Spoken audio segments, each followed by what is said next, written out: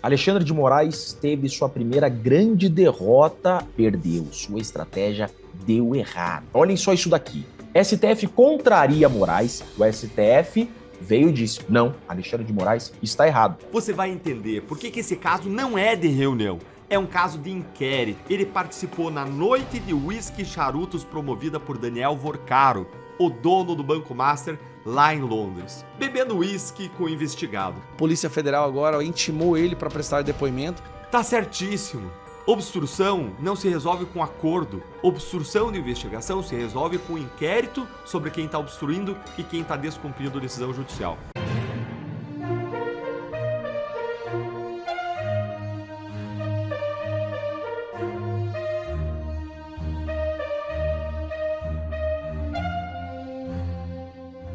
STF contraria Moraes e abre brecha para reduzir penas de réus do 8 do 1. É isso mesmo. O plenário do STF impôs uma rara derrota ao ministro Alexandre de Moraes e abriu uma brecha para que réus de 8 de janeiro possam descontar de suas penas o período em que foram submetidos a medidas cautelares. O caso envolve Simone Macedo, presa em 9 de janeiro de 2023, no acampamento montado em frente ao quartel-general do Exército em Brasília, onde apoiadores de Jair Bolsonaro protestavam contra a vitória de Luiz Inácio Lula da Silva nas eleições de 2022.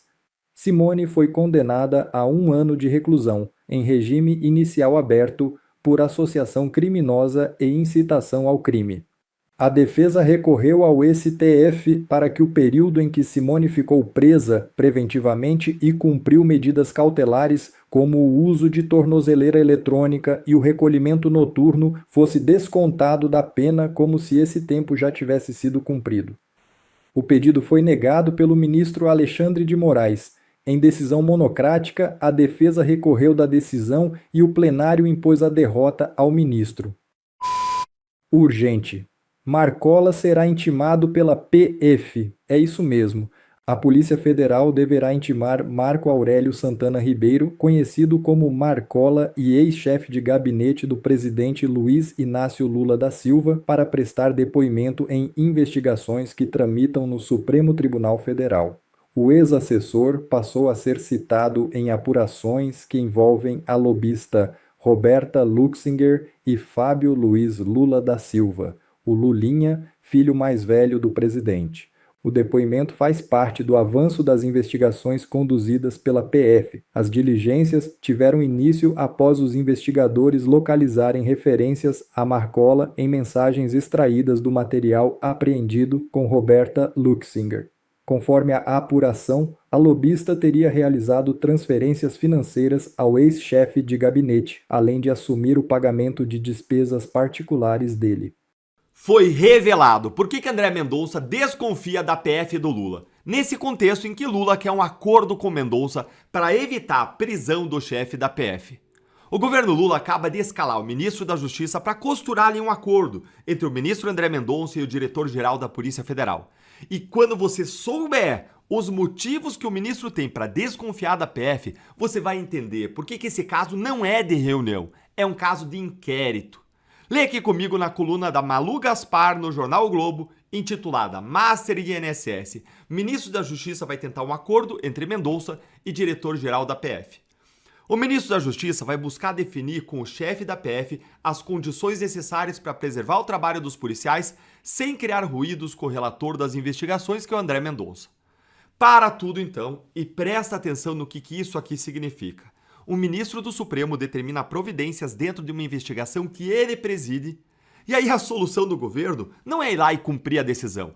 É, veja bem, negociar as condições dela. A decisão judicial não se negocia em reunião secreta de gabinete, ou se cumpre ou se recorre. E agora veja os motivos da desconfiança do Mendonça, e eu preciso que você se segure firme, porque a coluna ela lista um a um. O primeiro é o mais escandaloso de todos. Segundo a Malu Gaspar, as desconfianças começam pelo fato de que o diretor-geral da Polícia Federal ele participou na noite de uísque e charutos promovida por Daniel Vorcaro, o dono do Banco Master, lá em Londres. O chefe da polícia que investiga o Master bebendo uísque com o investigado. O segundo motivo é ainda mais grave juridicamente. O senador Jacques Wagner, ele pediu uma audiência ao ministro André Mendonça exatamente no mesmo dia em que a PF pediu autorização para a operação contra ele no caso Master. E o próprio ministro, ele registrou na decisão dele a suspeita de vazamento. Pior, gente, a coluna, ela lembra que imagens publicadas pelo próprio Globo mostraram que nesse mesmo dia o Jacques Wagner e o diretor-geral da Polícia Federal estavam ali numa conversa de pé de ouvido num evento do Palácio do Planalto. Que loucura! Os dois conversam ao pé do ouvido, segredos, e de repente, no dia, coincidentemente, da busca e apreensão, tá lá o Jacques Wagner pedindo audiência com André Mendonça. E se você acompanha o canal, você sabe que coincidências não existem em Brasília. Vamos para o terceiro motivo. O delegado do caso do INSS, ele foi trocado e ele foi mandado para outra coordenação, para outra atuação, sem que o relator André Mendonça fosse comunicado. Quarto motivo. O sigilo do Lulinha foi quebrado em janeiro, mas, veja bem, os relatórios só chegaram no fim de julho, depois da cobrança do ministro. Quinto motivo, as tentativas da Polícia Federal para desmembrar os casos do Lulinha, mandar para outro ministro, distribuir para outros relatores, que fracassaram em relação ao segundo inquérito, que foi sorteado e caiu com Mendonça, mas deram certo no terceiro, que caiu com Flávio Dino, e aí isso foi celebrado pela defesa do Lulinha. Ou seja, tá tudo errado ou estranho no trabalho da Polícia Federal nesse caso, quando envolve a direção geral. E isso tudo justifica a decisão do André Mendonça de impedir que mudem a equipe da PF que toca o caso. Mas calma que não acabou, porque aí veio a reação da corporação. Os 27 superintendentes da Polícia Federal, que são escolhidos politicamente, eles assinaram uma nota dizendo que a atividade investigativa da polícia não se submete a interesses políticos, ideológicos ou pessoais. Pois bem, então que não se submeta. Então que quando tem conexão você mantém os casos com o mesmo ministro. Então que não se vaze operação para investigado. Um dos superintendentes, ele resumiu isso aqui, para a coluna. Se a gente aceitar uma coisa dessas, a decisão do Mendonça que manda manter a equipe, daqui a pouco qualquer juiz do interior vai querer dizer com quem que tem que estar o inquérito, quem que tem que ser o delegado. Mas para, porque o Moraes fez isso nos inquéritos dele e ninguém reclamou. Aí não teve notinha da Polícia Federal, isso aqui é uma vergonha. Isso aqui é político ideológico. Não pode, a Polícia Federal tem que ser técnica. Olha, eu concordo que tem que ser técnico, tem que ter autonomia, mas eles estão usando 2 pesos, 2 medidas, é o mesmo que os políticos de toga fazem. Eu briguei por autonomia e independência a vida inteira, mas a autonomia não é blindagem. Eu não aceito qualquer alegação de que Mendonça tenha conduzido as investigações de forma política, quando todas as decisões dele estão embasadas na lei, nos fatos, nas provas. E ainda por cima você tem lá no STF o Moraes, um Toffoli, um Dino, um Gilmar. Esses sim que são políticos de toga e que fazem política o dia inteiro com a caneta na mão. O advogado Enio Viterbo, que está lá em Portugal estudando os abusos do Supremo, ele escreveu ontem no X um recado direto ao ministro André Mendonça. Ele disse: é louvável a sua paciência com a cúpula da Polícia Federal. Mas, meu amigo ministro, a natureza do escorpião é picar. Você vai tentar esfriar os ânimos, mas essa galera vai te jogar debaixo do caminhão na primeira oportunidade. Abra um inquérito de obstrução de justiça. Abra um inquérito para saber quem da PF vazou informações pro assessor do presidente Lula. O seguro morreu de velho, ministro. Tá certíssimo. Obstrução não se resolve com acordo costurado pelo ministro da Justiça. Obstrução de investigação se resolve com inquérito sobre quem está obstruindo e quem está descumprindo a decisão judicial. Me responde aí nos comentários, você acha que essa reunião ela vai proteger a investigação ou ela vai proteger quem está sendo investigado, hein? Qual é o grande objetivo do ministro da Justiça nessa história? É impressionante como todo santo dia sai uma coisa nova, vaza alguma informação, como hoje, né, vazando um áudio da Roberta Luxinger, que afunda ainda mais a campanha do Lula e piora ainda mais a situação desse governo. Tá ficando inegável de que sim, esse governo é o mais corrupto da história. A gente passou e estamos passando pelo escândalo do chefe de gabinete, que depois foi exonerado e agora saiu da campanha. Polícia Federal agora intimou ele para prestar depoimento, para explicar por que ele estava recebendo dinheiro da Roberta Luxinger.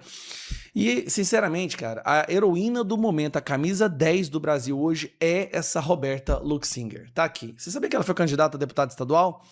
Pois é, ela é uma herdeira. Essa mulher nunca trabalhou na vida. Por isso que é petista, tá? Ela é uma herdeira do Credit Suisse, um banco suíço lá. E usou seu dinheiro para ajudar o Lula, fez campanha e... Bom, é uma lulista de carteirinha.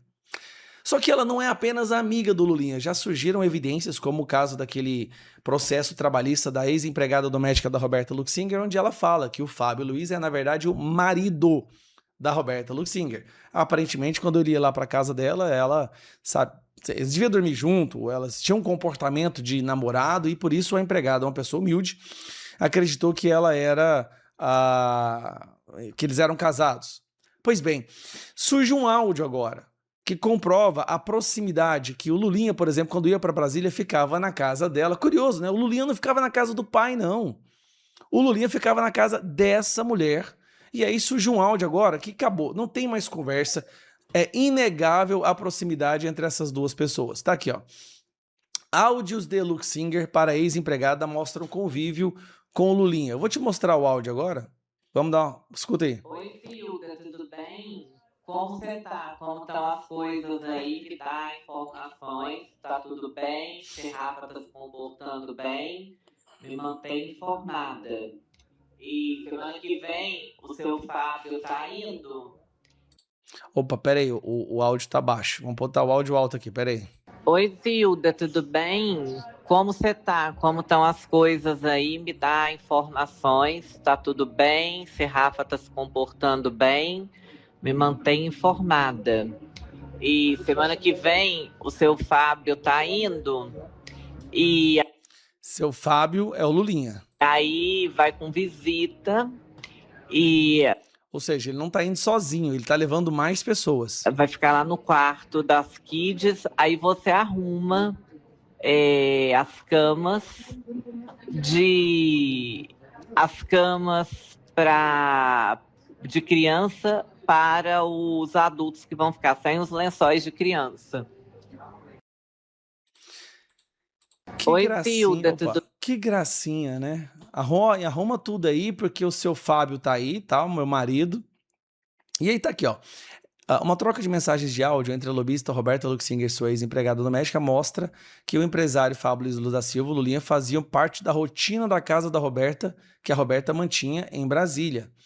As mensagens foram anexadas pelo advogado da ex-funcionária Zildeni Gomes ao processo que ela move contra a Roberta Luxinger. Semana que aí quem fala, né, o que tem no áudio. Em outro momento, respondendo a Roberta Luxinger, Zildeni diz que a casa localizada na QI 26 do Lago Sul está muito vazia sem ela. Está faltando você e seu amiguinho. Está faltando você e teu amiguinho. Quem é esse amiguinho? Bom, o amiguinho a que ela se refere é o Lulinha. E o amiguinho, o seu namoradinho, né? Cara do céu. Em dezembro, após ser alvo de mandado de busca e apreensão no âmbito da Operação Sem Desconto, a Polícia Federal Roberta Luxinger postou uma foto na casa que aqui tá ela na casa em questão. Isso aqui é ela postando uma foto nessa casa. Tá aqui, ó. Essa é a casa em questão. E aqui tem uma conversa, né? Entre elas, né? Aqui tem uma conversa entre ela e a empregada, né? Cara, não tem como negar, cara. Não tem como negar. E aí essa mulher, a Roberta Luxinger, passou R$250 mil pro chefe de gabinete do Lula, que disse que foi um empréstimo no qual ela pagava os boletos pessoais dele. Se fosse com o Bolsonaro, com o governo da direita, tava tudo acabado. Mas é aquela questão, nós estamos condicionados, psicologicamente condicionados a aceitar os escândalos do PT. A gente não liga pra isso. É PT, é lógico que eles vão fazer merda, é lógico que eles são corruptos. Cara, brincadeira, todo dia uma coisa nova. Isso é um áudio, deve ter mais áudios aí. Pode ter certeza que vão chegar mais áudios aí que vai chocar o povo brasileiro.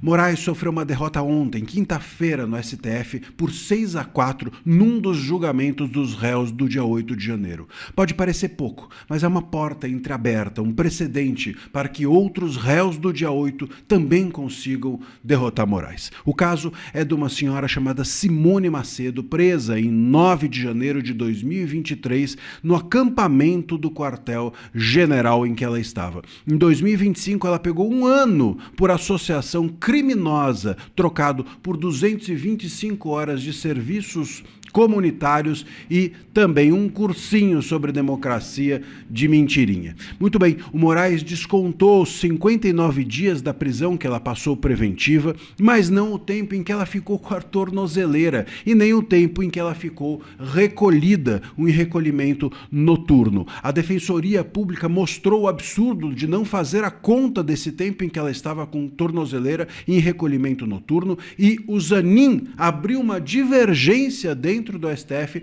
concordando com a Defensoria e discordando do Moraes, que queria que a senhora passasse mais tempo presa do que ela devia, como se ela devesse, na cabeça do Moraes, que é uma cabeça difícil de entender racionalmente, na cabeça do Moraes ele queria que ela ficasse presa pagando 2 vezes a mesma pena, ou seja, com a tornozeleira e depois sem a tornozeleira também, mas presa de uma e de outra forma. Isso é um absurdo completo, a Defensoria entendeu assim e os ministros acompanharam a Defensoria e confrontaram o ministro Moraes.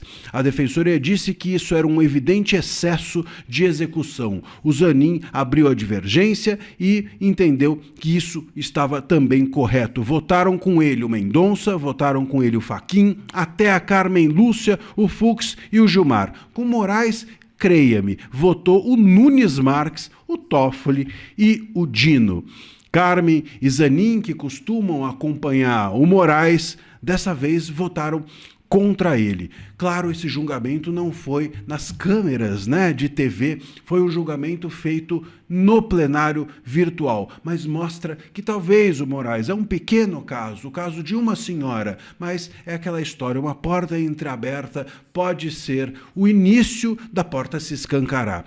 Uma contrariedade em relação ao Moraes por parte deste ou daquele ministro pode expor uma rachadura maior dentro da corte. Talvez o ministro Moraes, pelo menos em relação a esse assunto, aos réus do dia 8, já não tenha a capacidade mais de aderir ou de buscar a aderência dos seus colegas para as suas crueldades costumeiras. E me parece que esse é o ponto. Eu não leio isso de uma maneira em que o Moraes está isolado, em que o Moraes está sendo contrariado, e que o Moraes não tem mais poder. Não creio que seja por aí. Mas em relação aos réus do dia 8, em relação ao golpe, em relação a esse caso, talvez essa historinha de que o Moraes precisa ser cruel a todo tempo para segurar a democracia, esse blá blá blá, esse mimimi, talvez não esteja mais colando dentro do próprio STF. Isso não é uma solução para a nossa democracia, mas pode ser uma solução para os réus do dia 8. Talvez seja uma porta entreaberta para que os réus consigam arrancar do STF um pingo sequer de justiça. Vamos acreditar que isso ocorra e, quem sabe, um passo desse não serve também para a gente conseguir outros. No Brasil, a gente precisa andar em passos de formiga e sem vontade, mas andar, sempre andar. Deixa aqui o seu comentário, siga, se inscreva aqui no nosso canal, é gratuito, clica aí no botão de inscrição e fica a par de tudo que acontece no Brasil juridicamente aqui no canal e também deixa o seu comentário. Bom, pessoal, esse foi mais um vídeo. Eu espero que vocês tenham gostado. Se vocês gostaram, deixa o like aqui para fortalecer nosso canal. Logo eu volto trazendo mais informações da política para vocês. Um forte abraço, fiquem todos com Deus e até a próxima.